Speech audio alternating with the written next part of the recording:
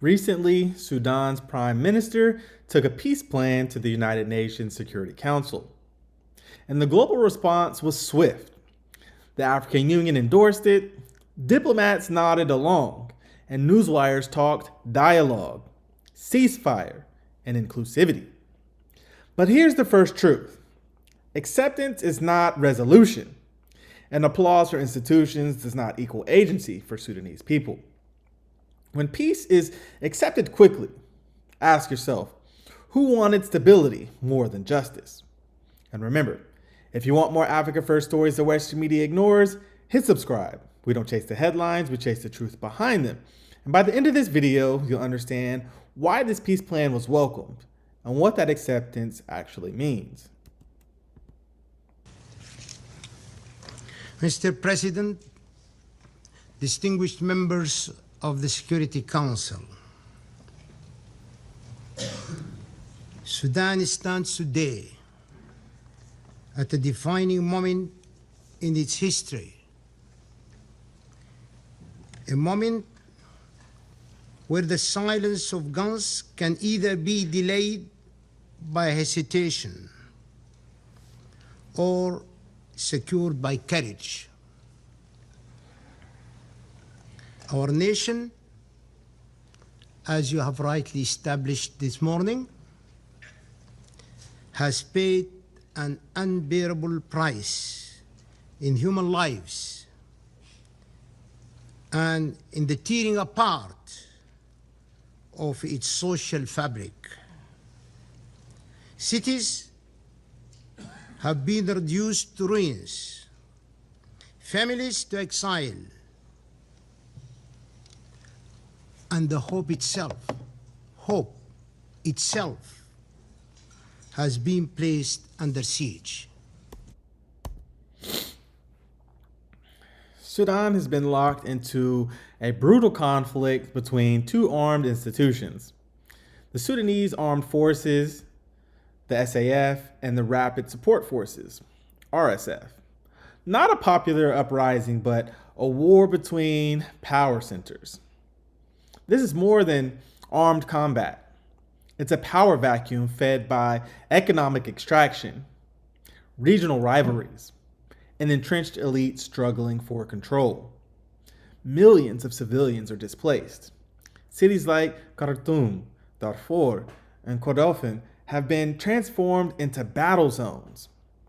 Sudan's transitional government, led by Minister Kamel Idris, proposed a peace initiative focused on an immediate ceasefire, disarmament of the RSF, safeguards for civilians, and the start of a political process aiming for a transition back to civilian rule. So when war becomes a political career ladder, peace proposals become slideshow bullet points. Most audiences are being told to believe that since most headlines read something of the sort like African Union welcomes Sudan peace initiative, that sounds like progress, optimism, a historic turn. And that's comforting, but it's superficial. So let's look at why this acceptance happened. The African Union Commission welcomed the initiative, not because the war is over, but because institutional engagement keeps African actors inside the room and prevents the conflict from being sidelined or dictated by outside powers. The plan calls for a ceasefire, humanitarian access, protection of civilians, and even disarmament and security sector reform. But that's diplomatic language, not guarantees on the ground. Acceptance means containment of violence, not necessarily an end to it. Managed stability, not structural transformation. Order over accountability, right? This is how peace processes often function when institutions prefer predictability over disruption. So let's look at why this matters for African power. Peace processes historically get judged by whether fighting slows, not whether underlying injustices are actually resolved. And international bodies aren't being, we'll say, malicious. they're being pragmatic in ways that often marginalize civilian agency at best. Dialogue is encouraged as long as the structure remains untouched.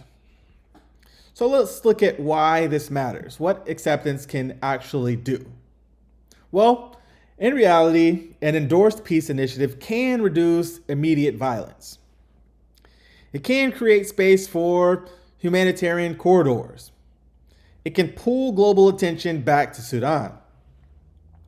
And for families fleeing Khartoum or seeking safety in the White Nile and beyond, even a fragile ceasefire can mean breath, respite, and survival.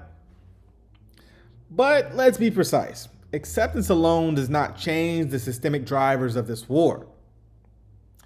And also, let's look at what acceptance does not change, right? It does not dismantle power hierarchies within the Sudanese state. It does not end economic networks that benefit from conflict. And it does not meaningfully empower civilian groups who have been stormed out of political influence. And right now, paramilitary groups like the RSF are not fully on board with this initiative.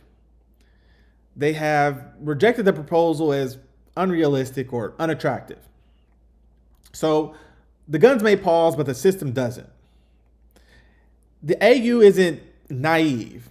They're walking a tightrope. It's trying to balance Sudanese sovereignty, regional stability, avoiding total foreign control of the process. But this is damage control, not liberation. Institutional endorsement can be a box checked, but not a peace achieved, right? So what comes next? There's going to be three realities that will shape the future. Armed elites will negotiate position, not surrender. So neither the SAF or the RSF are ready to give up power. They're negotiating legitimacy, turf, and influence, not peace out of principle. Secondly, civilians remain rhetorically central, structurally absent. Speeches talk about inclusive transition and protection of civilians, but meaningful civilian representation is still absent in actual decision making. And this pattern repeats because peace tables have power, not people. And thirdly, external interests will quietly shape outcomes. Regional and global powers, right? From the US to Saudi Arabia, Egypt, UAE to Western institutions, influence incentives and priorities. International acceptance often reflects geopolitical calculation, not just humanitarian urgency. So let's look out for future headlines such as ceasefire holds temporarily. Civilians demand real representation, and external powers rewrite Sudan's economic rules. So inshallah, next episode we'll break down who actually profits from Sudan's instability and why that makes peace conditional. So I'll leave you guys with an uncomfortable truth. Acceptance is not freedom, and peace that avoids power is temporary. MashaAllah, that's your African Insight for today. Please don't forget to like, comment, and subscribe because I'm Mr. EmpowerTV. We don't chase the headlines, we chase the truth behind them. This is Mr. Empower, and I'll see you in the next video. Peace.